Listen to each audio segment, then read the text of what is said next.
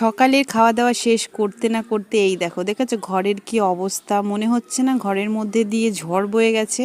দু ঘরেরই একই অবস্থা, আবার এদিকে রান্নাঘরেরও এই একই অবস্থা।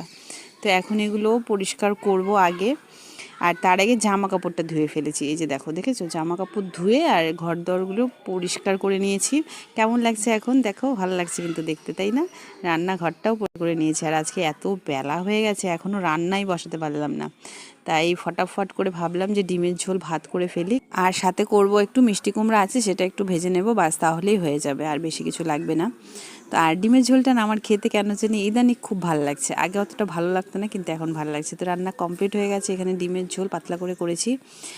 আর ভিডিওগুলো তোমাদের কেমন লাগছে অবশ্যই আমাকে একটু জানিও, ঠিক আছে? ভালো লেগে থাকলে লাইক করে আমার পাশে থেকো। আর রাতের জন্য রেখে দিয়েছি, আর এখানে একটু মাংস ছিল, আমার বর আবার সেটা করছে। তো আজকের মতন এখানেই টাটা।